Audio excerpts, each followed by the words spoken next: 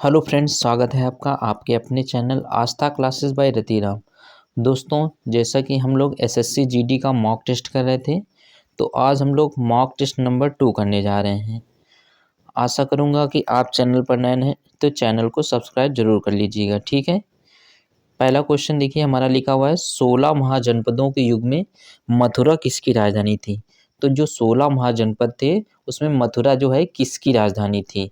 A option दे रखा है वज्जी, बी ऑप्शन दे रखा है वत्स, सी ऑप्शन दे रखा है काशी और डी ऑप्शन दे रखा है सूरसेन।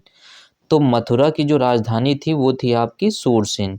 तो इस क्वेश्चन का जो राइट आंसर हो जाएगा वो क्या जाएगा, आपका सूरसेन हो जाएगा, ठीक है। इसी टाइप से जो ऑप्शन दे रखे हैं हमें वज्जी, तो वज्जी की जो राजधानी थी वो थी वैशाली थी। क्या थी? वैशाली थी। तो वज्जी संघ की राजधानी क्या थी? वैशाली थी। आप कापी में कहीं पे नोट डाउन कर लीजिए कि वज्जी की जो राजधानी थी वो क्या थी? वैशाली थी। इसी टाइप से वत्स जो दे रखा है, वत्स की राजधानी थी कौशाम्बी थी। आपकी क्या थी? कौशाम्बी थी। तो वत्स की राजधानी कौशाम्बी थी। और देखिए एक और ऑप्शन दे रखा है काशी, काशी की राजधानी थी वाराणसी। क्या थी? वाराणसी, ठीक है। तो काशी की राजधानी थी आपकी वाराणसी। और वज्जी संघ की राजधानी थी वैशाली, वज्जी की राजधानी क्या थी? वैशाली थी आपकी। और वत्स की राजधानी थी कौशाम्बी थी। क्या थी? कौशाम्बी। और काशी की थी आपकी वाराणसी। और डी ऑप्शन दे रखा है सूरसेन। तो मथुरा की राजधानी क्या थी आपकी? सूरसेन थी। तो 16 महाजनपदों में मथुरा की राजधानी क्या आ जाएगी आपकी? सूरसेन। तो इस क्वेश्चन का जो राइट आंसर आ जाएगा वो आपका क्या जाएगा? सूरसेन, ठीक है। और थोड़ा सा जान लेते हैं कि देखिए बौद्ध ग्रंथ एक अंगुत्तर निकाय है। एक बौद्ध ग्रंथ कौन सा है? अंगुत्तर निकाय। लिख लीजिएगा कहीं पे कि बौद्ध ग्रंथ अंगुत्तर निकाय से 16 महाजनपदों की जानकारी मिलती है। तो आपसे क्वेश्चन पूछा जाता है कि किस बौद्ध ग्रंथ से 16 महाजनपदों के बारे में जानकारी मिलती है। तो आप बताएंगे बौद्ध ग्रंथ अंगुत्तर निकाय से 16 महाजनपदों के बारे में हमें जानकारी मिलती है। इसी टाइप से एक बौद्ध ग्रंथ है, एक क्या है? जैन ग्रंथ। एक जैन ग्रंथ है, उस जैन ग्रंथ का नाम है भगवती सूत्र। क्या नाम है? भगवती सूत्र। और जैन ग्रंथ भगवती सूत्र से हमें 16 महाजनपदों के बारे में जानकारी मिलती है। तो बौद्ध ग्रंथ अंगुत्तर निकाय से हमें 16 महाजनपदों के बारे में जानकारी मिलती है। और जैन ग्रंथ भगवती सूत्र से हमें 16 महाजनपदों के बारे में जानकारी मिलती है। 16 महाजनपदों में कौन कौन से थे? एक था काशी आपका, एक था कोसल, एक था अंग, एक था मगध, एक था वज्जी, एक था मल्ल, और एक था चेदी वंश, एक था वत्स, एक था आपका पांचाल, एक था मत्स्य, एक सूरसेन, और एक था अस्मक और अवंती, और एक गांधार था, एक कंबोज था, और एक कुरु था। तो ये 16 महाजनपद थे। जैसे काशी, काशी की राजधानी क्या थी आपकी? वाराणसी थी। अंग की राजधानी आपकी चंपा थी। अंग की राजधानी क्या थी आपकी? चंपा। मगध की राजधानी आपकी राजगृह या ग्रीब्रज थी। मगध की राजधानी क्या थी? राजगृह या ग्रीब्रज। वज्जी संघ, वज्जी की अभी हमने बताया कि वैशाली थी। वज्जी की क्या थी? वैशाली। उसी टाइप से मल्ल, मल्ल की थी आपकी कुशीनगर। क्या थी? कुशीनगर। वत्स की थी आपकी कौशाम्बी जो इलाहाबाद के पास पड़ता है। और ये मत्स्य, मत्स्य की थी आपकी विराटनगर। सूरसेन आपकी मथुरा की थी।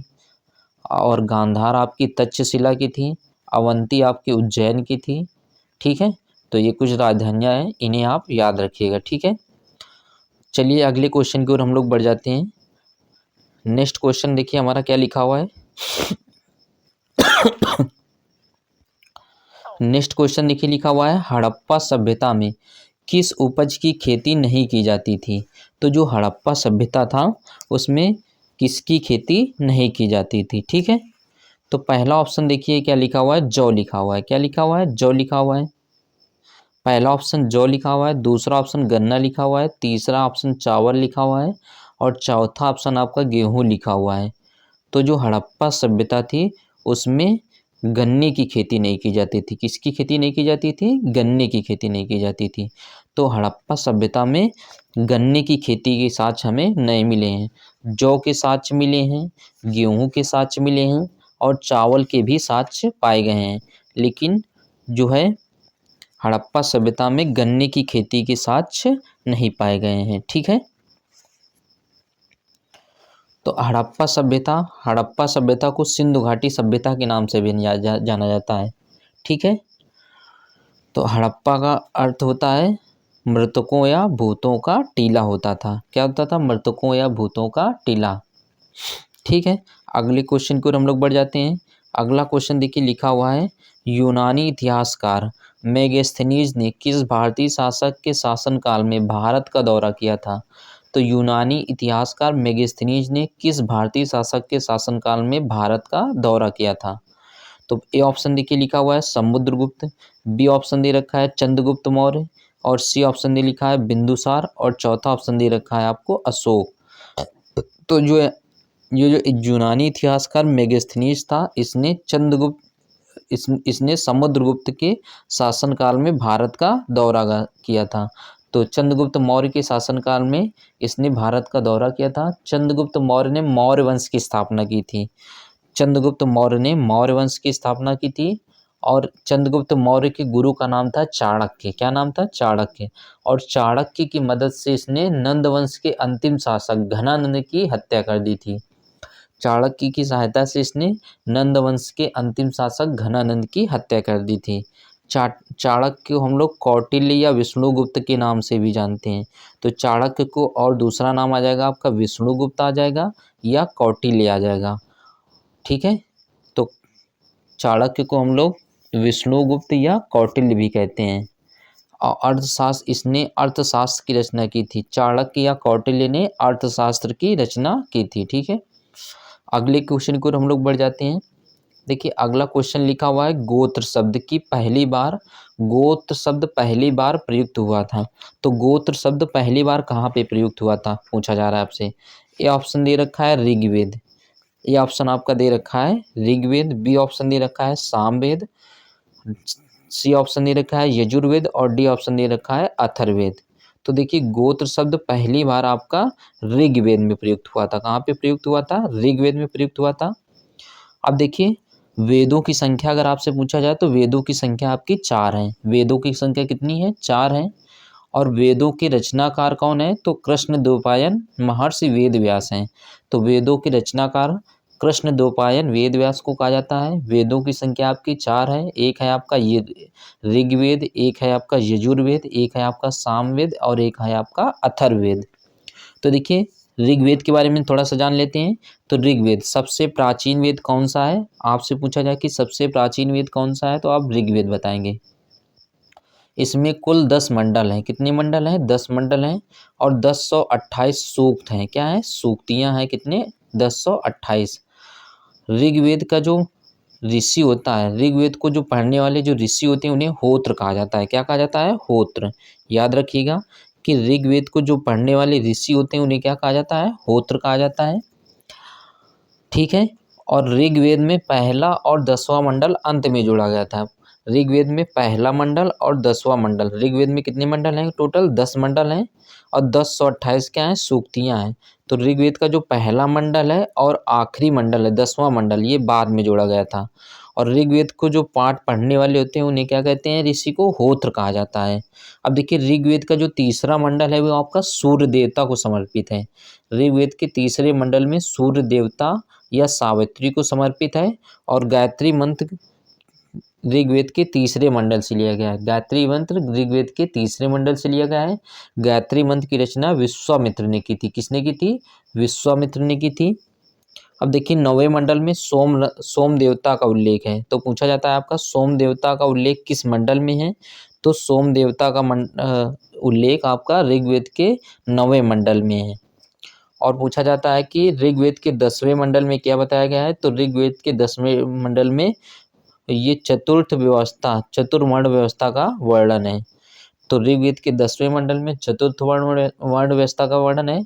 और ऋग्वेद के तीसरे मंडल में गायत्री मंत्र की रचना विश्वामित्र ने की थी, और ये सीता या सावित्री को समर्पित है। ठीक है, अब देखिए यजुर्वेद क्या होता है? यज्ञों के नियमों और विधानों का संकलन मिलने के कारण इसे कर्मकांडी वेद भी कहा जाता है। ठीक है, तो इसमें यज्ञ वगैरह के बारे में बताया गया है। ठीक है, और यजुर्वेद का जो उच्चारण करता है उसे उस पुरोहित को कहा जाता है आपका उसे उसे कहा जाता है अथर्वु कहा जाता है। क्या कहा जाता है? अथर्वु। यजुर्वेद गद्य और पद्य दोनों में लिखा गया था। यजुर्वेद के बारे में याद रखिएगा, गद्य और पद्य दोनों में लिखा गया था। जो सामवेद है, साम का अर्थ होता है गान होता है, तो संगीत का जनक कौन से वेद को कहा जाता है? सामवेद को कहा जाता है। ठीक है। और जो सामवेद को मंत्रों का उच्चारण करने वालों को उद्गाता कहा जाता है। क्या कहा जाता है? उद्गाता कहा जाता है। देखिए, पूछा जाता है कि वेद त्रयी में कौन सा वेद शामिल नहीं है? वेद त्रयी में कौन सा वेद शामिल नहीं है? तो वेद त्रयी में आपका आ जाएगा ऋग्वेद, यजुर्वेद और सामवेद आ जाएगा। तो वेद त्रय में ये 3 वेद शामिल है, ऋग्वेद, यजुर्वेद और सामवेद। अथर्ववेद को हम लोग वेद त्रय में शामिल नहीं करते हैं। अथर्ववेद में जादू टोना वगैरह के बारे में बताया गया है। जादू टोना हो गया आपका, औषधि हो गया, रोग निवारण, तंत्र मंत्र के बारे में अथर्ववेद में बताया गया है। अथर्ववेद के मंत्रों का उच्चारण करने वाले पुरोहित को हम लोग ब्रह्मा कहते हैं। क्या कहते हैं? ब्रह्मा कहते हैं। और इन 4 वेदों को संहिता भी कहा जाता है। इन चारों वेदों को क्या कहते हैं हम लोग? संहिता कहते हैं। तो ये कुछ एडिशनल इन्फॉर्मेशन रही इस क्वेश्चन के बारे में। तो गोत्र शब्द की पहली बार कहाँ पे प्रयुक्त होगा? ये ऋग्वेद में। ऋग्वेद, वेदों की संख्या कितनी है आपकी? 4 आ जाएगी। वेदों के संकलनकर्ता क्या है? कृष्ण द्वैपायन वेद व्यास। वेदों में सबसे पहले आ जाएगा आपका ऋग्वेद। ऋग्वेद को सबसे प्राचीन वेद कौन सा है? ऋग्वेद आ जाएगा आपका। इसमें 10 मंडल हैं और 1028 सूक्तियाँ हैं। जो ऋग्वेद को पढ़ने वाले ऋषि होते हैं उन्हें क्या कहते हैं? होत्र कहा जाता है। ठीक है। ऋग्वेद का पहला मंडल और 10वां मंडल अंत में जोड़ा गया था। ऋग्वेद के तीसरे मंडल में गायत्री मंत्र के बारे में बताया गया है, जिसकी रचना विश्वामित्र ने की थी। ठीक है। और ऋग्वेद का जो 9वां मंडल है वो उसमें सोम देवता के बारे में वर्णन किया गया है। और ऋग्वेद का 10वां मंडल हमें वर्ण व्यवस्था के बारे में बताता है। ठीक है। और वेद त्रय में कौन सा वेद शामिल नहीं है? तो अथर्ववेद को हम लोग वेद त्रय में शामिल नहीं करते हैं। यजुर्वेद में यज्ञ, गद्य और पद्य दोनों में लिखा गया था। ठीक है। यजुर्वेद यज्ञों के नियमों और विधानों का संकलन मिलने के कारण इसे क्या कहता है? कर्मकांडी वेद भी कहते हैं। ठीक है। तो ये कुछ इन्फॉर्मेशन रही, आप याद रखिएगा इन्हें। अगला क्वेश्चन देखिए, लिखा हुआ है अशोक के दादा कौन थे? अशोक के दादा का क्या नाम था? ठीक है। तो अशोक के दादा का नाम, ए ऑप्शन दे रखा है आपका दशरथ, बी ऑप्शन दे रखा है अशोक, सी ऑप्शन दे रखा है चंद्रगुप्त मौर्य और डी ऑप्शन दे रखा है बिंदुसार। तो अशोक के जो दादा थे वो थे चंद्रगुप्त मौर्य थे। कौन थे? चंद्रगुप्त मौर्य थे। ठीक है। फिर अगला क्वेश्चन हम लोग देख लेते हैं। अगला क्वेश्चन देखिए, लिखा हुआ है तेरापंथी एक संप्रदाय है। तेरापंथी एक उप संप्रदाय किसका है? ये ऑप्शन दे रखा है दिगंबर, बी ऑप्शन दे रखा है श्वेतांबर, सी ऑप्शन दे रखा है स्थानकवासी और डी ऑप्शन दे रखा है हीनयान। जो तेरापंथी है ये आपका श्वेतांबर का उप संप्रदाय है। किसका है? श्वेतांबर का।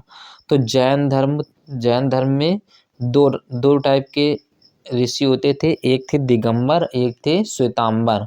दिगंबर जो वस्त्रों को धारण करते थे उन्हें क्या कहते थे? दिगंबर कहा जाता था। और श्वेतांबर जो सफ़ेद वस्त्र धारण करते थे उन्हें क्या कहा जाता था? श्वेतांबर। तो श्वेतांबर में आपका तेरापंथी उप संप्रदाय शामिल है। ठीक है। जैन धर्म की स्थापना किसने की थी? तो जैन धर्म के पहले तीर्थंकर आपके थे ऋषभदेव। कौन थे? ऋषभदेव थे। और जैन धर्म के 23वें तीर्थंकर आपके थे पार्श्वनाथ और 24वें तीर्थंकर थे आपके महावीर स्वामी। तो जैन धर्म की स्थापना किसने की थी? ऋषभदेव ने की थी। जैन धर्म के प्रथम तीर्थंकर ऋषभदेव थे आपके। जैन धर्म के 23वें तीर्थंकर आपके पार्श्वनाथ आ जाएंगे। और जैन धर्म के 24वें तीर्थंकर महावीर स्वामी थे। महावीर स्वामी को जैन धर्म का वास्तविक संस्थापक कहा जाता है। ठीक है।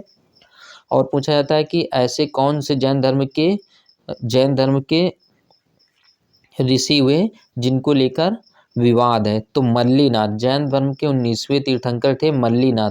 मल्लीनाथ को कुछ लोग पुरुष मानते हैं और कुछ लोग महिला मानते हैं।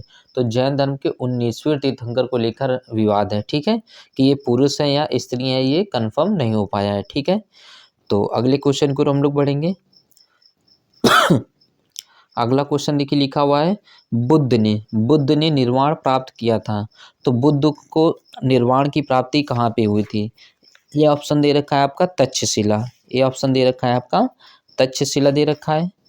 देखिए ए ऑप्शन दे रखा है तक्षशिला, बी ऑप्शन दे रखा है बोध गया, सी ऑप्शन दे रखा है कुशीनगर और डी ऑप्शन दे रखा है कौशाम्बी। तो बुद्ध को निर्वाण की प्राप्ति कहाँ हुई थी? बोध गया में हुई थी। कहाँ पे हुई थी? बोध गया। बोध गया ये कहाँ पे है? बिहार में पड़ता है। कहाँ पे पड़ता है? बिहार में। तो गौतम बुद्ध को ज्ञान निर्वाण की प्राप्ति कहाँ हुई थी? बोध गया में हुई थी। कहाँ पे हुई थी? बोध गया। तो इस क्वेश्चन का राइट आंसर क्या आ जाएगा आपका? बोध गया आ जाएगा। ठीक है।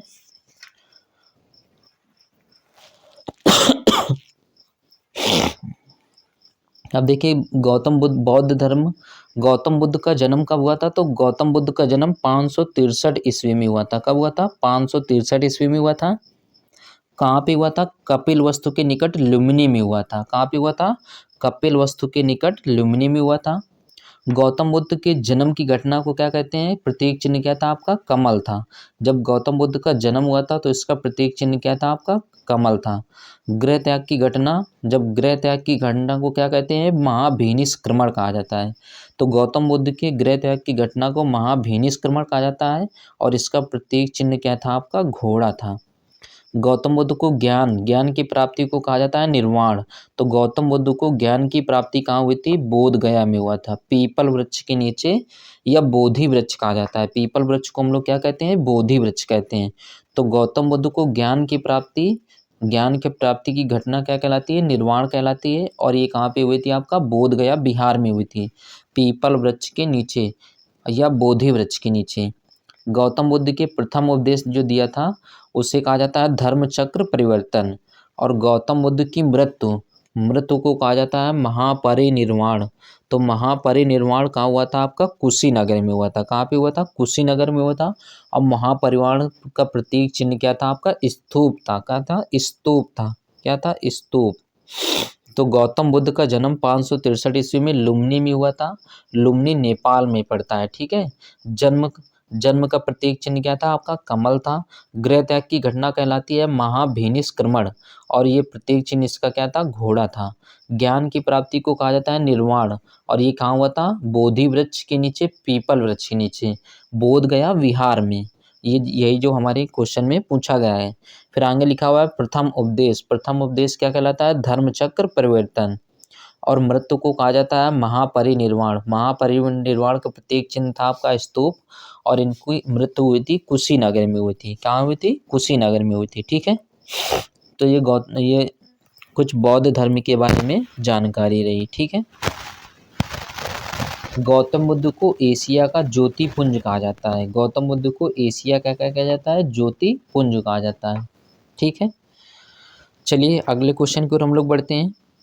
अगला क्वेश्चन देखिए लिखा हुआ है हमारा पैलियोलिथिक पुरा पाषाण काल लोगों का मुख्य व्यवसाय क्या था? पैलियोलिथिक या पुरा पाषाण काल के लोगों का मुख्य व्यवसाय क्या था? ए ऑप्शन दे रखा है देखिए शिकार करना, बी ऑप्शन दे रखा है कृषि, सी ऑप्शन दे रखा है पशुपालन और डी ऑप्शन दे रखा है मछली पकड़ना। तो जो देखिए पुरा पाषाण काल लोगों का मुख्य व्यवसाय था वो था शिकार करना था। क्या था? शिकार करना था। तो इस क्वेश्चन का राइट आंसर क्या आ जाएगा आपका? शिकार करना आ जाएगा। फिर अगले क्वेश्चन की ओर हम लोग बढ़ते हैं। अगला क्वेश्चन देखिए लिखा हुआ है भारत का स्वर्ग युग किस युग को कहा जाता है?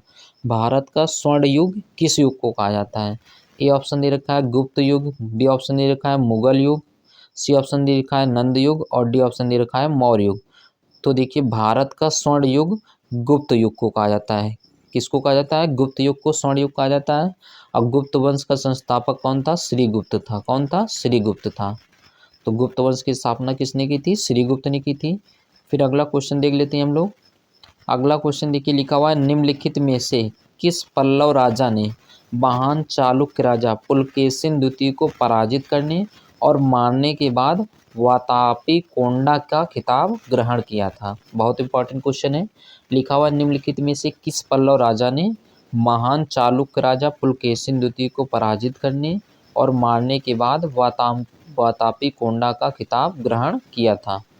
तो पहला ऑप्शन दे रखा है Narasimha Varman first, second option दे रखा है महेंद्र वर्मन प्रथम, डी ऑप्शन दे रखा है परमेश्वर वर्मन प्रथम और डी ऑप्शन दे रखा है नंदी वर्मन। तो इसका आ जाएगा राइट आंसर आ जाएगा नरसिंह वर्मन प्रथम ने वातापी कोंडा की उपाधि धारण की थी। ठीक है। अगला क्वेश्चन देख लेते हैं। तो आज की क्लास में देखिए इतने क्वेश्चन, 10 क्वेश्चन हर डेली हम लोग डेली बेसिस पे 10-10 क्वेश्चन की प्रैक्टिस करेंगे और ये आपके लिए बहुत ही हेल्पफुल होंगे।